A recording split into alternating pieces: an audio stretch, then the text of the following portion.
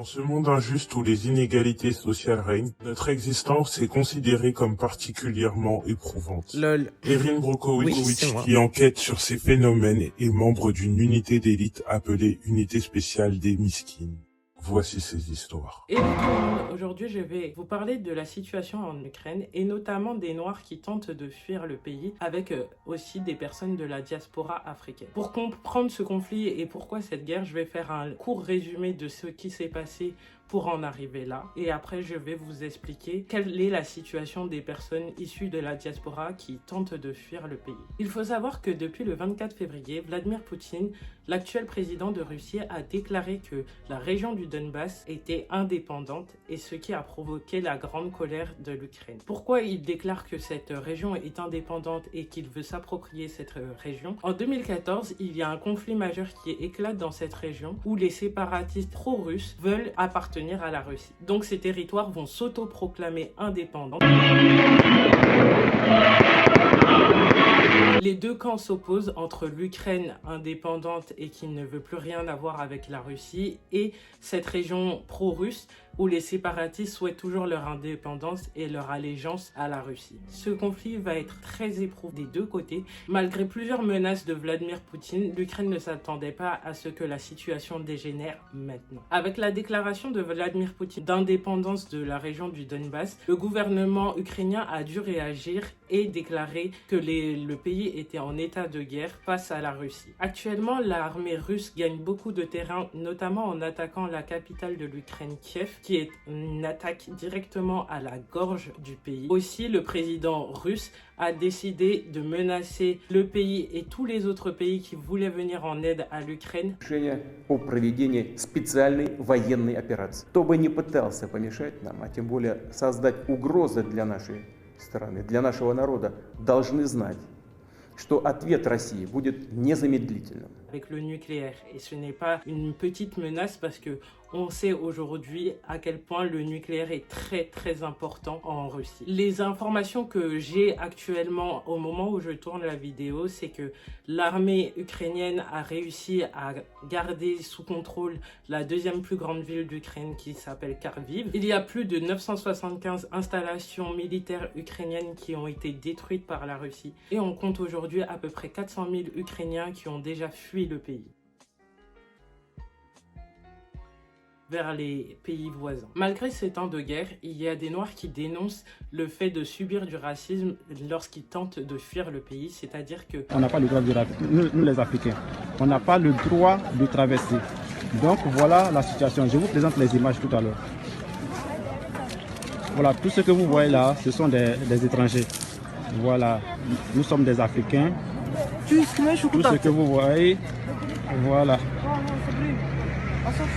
On voit des vidéos où il y a des personnes noires qui se voient refuser de monter dans les trains ou bien de passer la frontière, par exemple pour aller en Pologne ou dans d'autres pays voisins. Ils sont bloqués par des militaires, soit ukrainiens, soit polonais, et doivent rester dans le pays. Grâce aux réseaux sociaux, ces personnes-là ont pu témoigner de leur sort. Parmi eux, des milliers d'Africains, dont de nombreux étudiants expatriés, qui cherchent à rentrer chez eux.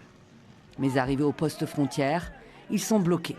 Aussi, il faut savoir qu'en Ukraine, les études sont vraiment pas chères, notamment les études de médecine, les études polytechniques ou de mathématiques.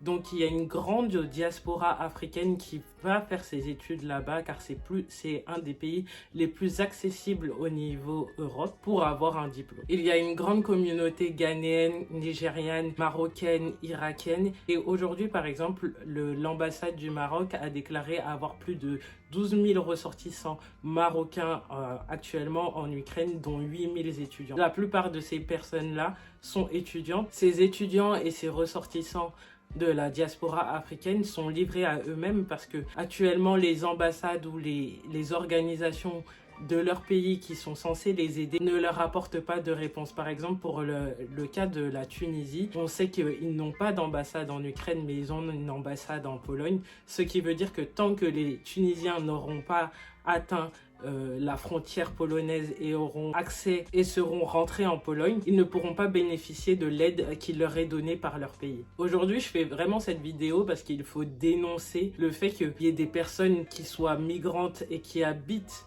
dans ce pays-là et qu'il soit interdit de fuir le pays alors que tout le monde a peur, tout le monde se sent en danger. Mais parce qu'ils n'ont pas la bonne couleur de peau, on leur interdit cet accès à la liberté. Malheureusement, on voit très peu de réactions politiques suite à cette situation, alors qu'on voit des femmes avec des enfants rester dans le froid qui attendent elles aussi de partir. Il y a plusieurs fois où les militaires ukrainiens disent qu'il n'y a que les femmes et les enfants qui ont droit de partir. On voit que les femmes blanches ukrainiennes ont droit d'accéder au train, et en revanche, quand il y a des femmes noires qui tentent de rentrer dans ces trains-là, on leur interdit l'accès, mais sans leur donner la raison.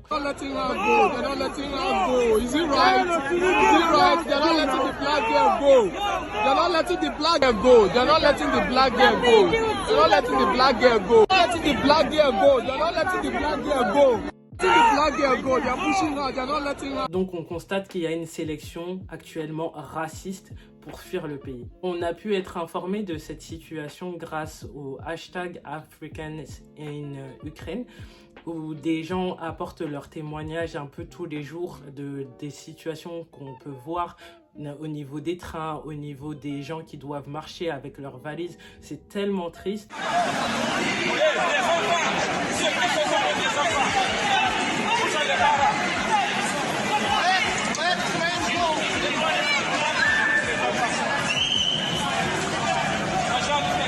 Only Ukrainian women and kids they allow into this gate. All the place is blocked. Comme je vous disais, actuellement, il y a très peu de réactions politiques face à cette discrimination que subissent les gens issus de l'immigration en Ukraine, mais aussi très peu de réactions de la part des médias. Et il faut comprendre pourquoi. Avec le cas de la France, on voit que dans les médias, on nous parle d'une immigration avec les ressortissants ukrainiens qui va être positive. Ce sont des mots tellement choquants parce qu'on est en train de faire une hiérarchie humaine sur la sélection des bons ou mauvais migrants. Mais on l'a toujours remarqué en France. En France, notre politique d'accueil des personnes migrantes est vraiment très catastrophique. Quand on voit qu'on peut obtenir une amende parce qu'on a nourri une personne migrante à Calais de 135 €, est-ce que vous vous rendez bien compte que c'est 135 € si vous donnez par exemple à manger à quelqu'un qui est affamé et qui a fui son pays en essayant juste d'avoir un meilleur avenir?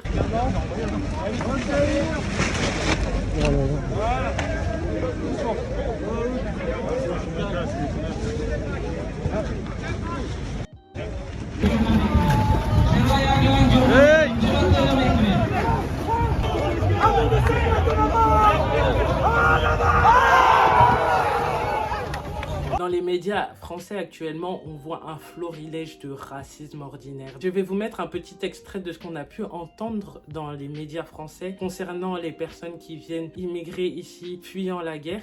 On voit bien ce qu'il fuit et il n'est pas question de dire est-ce que vous êtes vraiment des réfugiés. On est au 21e siècle, on est dans une ville européenne et on a des tirs de missiles de croisière comme si on était en Irak ou en Afghanistan, vous imaginez. Ça sera sans doute une immigration de grande qualité en revanche.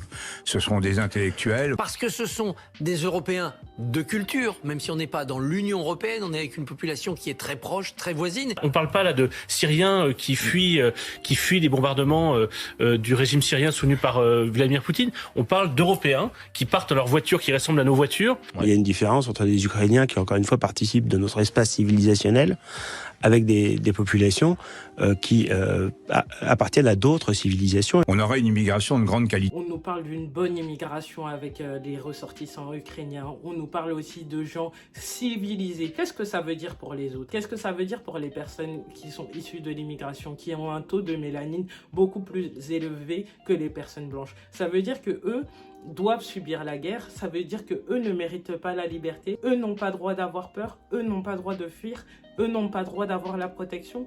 Qu'est-ce que ça veut dire? Il y a un traitement déplorable des personnes migrantes où on les traite avec violence. C'est cette hiérarchisation du bon ou du mauvais migrant est basée sur la blanchité. Moi, j'arrive pas à comprendre aujourd'hui qu'il y a des gens qui arrivent à se réjouir d'accueillir des Ukrainiens blancs, mais qui n'arrivent pas à se réjouir d'accueillir des personnes migrantes, mais noires, arabes, asiatiques, tout ce que vous voulez. Donc ça veut dire qu'il y a une hiérarchisation à cause du taux de mélanine qu'ont ces personnes-là. Et il n'y a même pas une remise en question solution. Pas du tout. Il y a aussi le président ukrainien qui, pour appeler à l'aide, parle des personnes qui fuient la guerre comme des personnes qui ressemblent aux gens d'Europe. Donc, I'm sorry, it's really emotional for me because I see European people with blue eyes and blonde hair being killed, children being killed every day with... Ça veut dire qu'il n'y a pas de mondialisation en Europe, à croire que tout le monde se ressemble, que tout le monde est blond, tout le monde a les yeux bleus. Et qu'il nous dit, actuellement, ce sont des gens blancs qui sont en train de mourir. Ça veut dire que quand les personnes blanches meurent, c'est beaucoup plus grave que quand c'est des personnes noires. Est-ce que c'est ça, d'être solidaire aujourd'hui? D'apporter sa solidarité à l'Ukraine totalement. D'apporter